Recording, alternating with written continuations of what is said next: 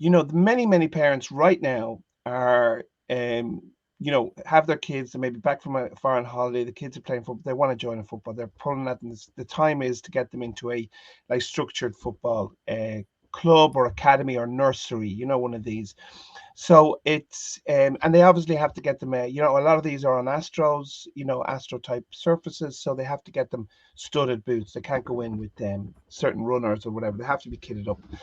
So a boot like this for me, from a parent, it allows the parent to go through a kind of a journey with the child. This is only my perspective, if I was starting, Mm. and it's both in Gaelic and football because you're learning how to use the different parts of the foot. And I think that journey is really important because there are many parents out there, female and male, who may be the only ones able to bring their child up to the training, and they may have never played football or may never involved. So this is an opportunity for them to learn the parts of the foot, and I Mm. see that's the part that resonates with me.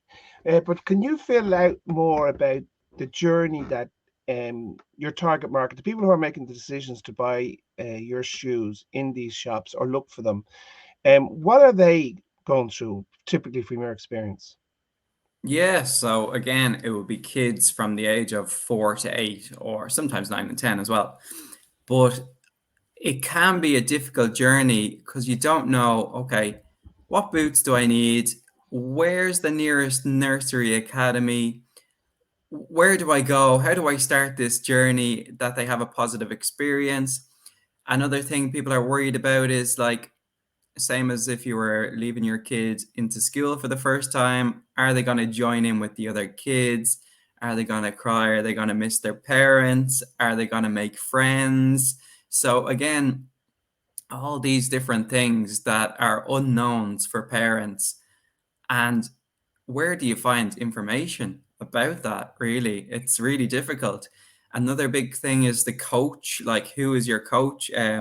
I think that's probably up there with one of the most important things. Like, you need to find out if your coach is fun, because that that that very first training session, a coach not only has to be really fun, have really good games, be really enthusiastic, but there's another element. I actually never talked about this before, so I'm actually um, thinking about it in my head. But the kid has never met the coach before in their whole lives, right? So they're 4, 5, 6, 7, 8. They're going to a new coach, man or woman, that they've never met before. And it's so important that they feel a warm welcome and they're not scared because, like, they never met us before as well. So that's like so important. The coach has to have all these qualities to make sure that the kid wants to come back the next day. So if a kid starts football and doesn't have the best experience with the best coach, they might not want to go football again. They might not want to go ever. Mm, They'll think of that as a traumatic experience where I had mm, to go to a coach and I didn't know what was going on and didn't make any friends. So I know that's the journey of the kid rather than the parent, but these are all the things that the parent is thinking about. And we're hoping to be able to provide more information about that and how you can go through your experience when you are starting football. It's actually very difficult for a parent. What boots do I buy? Where do I need shin guards? What do I need? There's so Yeah, much I to it. mean, Mark, you've hit on something very important there because and you mentioned the child's journey, and I know my own coaching experience. You can be the best coach in the world. I mean, the best kids coach in the world, and still, a kid or two might take, offense to something, or they might, you just mightn't gel with that child for whatever reason, not anything to do with anything you did, but simply with what you mightn't have said or the way you would have said something. So it's a really big challenge. And I suppose the important thing here is that there's lots of choice.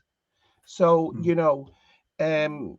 a football, a nursery academy, they're being developed in clubs all over the country and have different types of coaches. So parents, I suppose, what you'd be saying is that, listen, if one doesn't suit, don't be afraid to go to another one.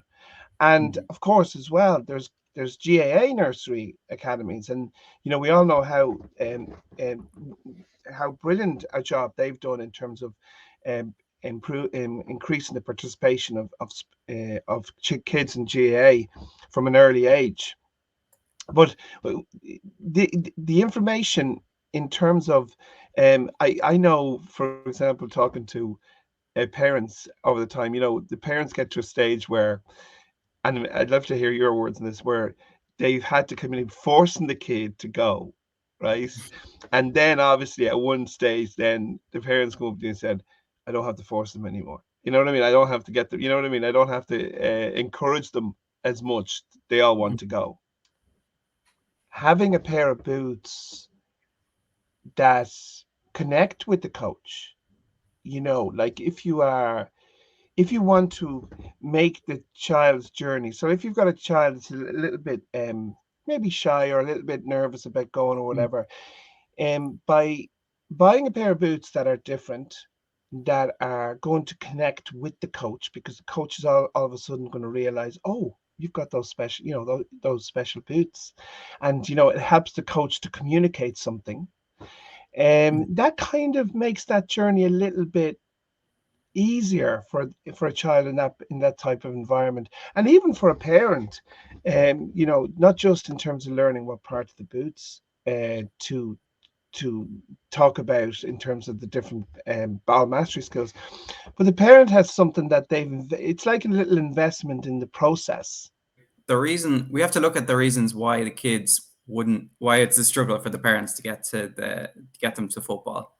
So one you mentioned there is being shy, and that's okay. So you're shy. One of them is that you perceive you're not good enough in the sport, and there's plenty of other reasons, like you might be afraid of the coach, as I said, or you're again shy. You don't have any. You feel like you don't have any friends there. So if we talk about the perceiving you're not good or not good enough to play the sport, this is where the boots come in. So the boots come with training videos where the parent can invest in their kid, as you said, and help them learn the basics before they even go to football.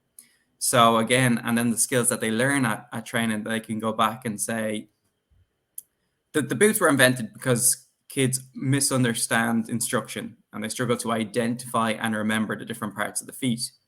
When they do identify and remember the parts of the feet that the coach wants them to use, they're more likely to want to join in. Okay, I actually know how to pass. Actually, with green. I actually know how to dribble. It's with blue and yellow, and that's something we do. We repeat all the time the colors, and that resonates with the kid. And they feel like they're the magic boots as well. So they stick on their magic boots. And this is, I'm not saying this personally, this is what the parents have been saying to me. So stick on their magic boots. They're feeling great. They're ready to go to football. They know that they're not supposed to kick with the toe, say no to the toe. And when they go, they're wearing their magic boots. So they're ready for football. They're ready to join in. They're ready to make friends. And then, especially at our camp that we just did, there was 12 or 13 kids wearing the boots as well. So like if you met somebody in the town, or you were queuing for something and you seen somebody wearing the same shirt as you or the same jumper, you look at each other, same shirt, and you instantly become best friends. And it's the same if Yeah, yeah, yeah. you're wearing the same boots as well.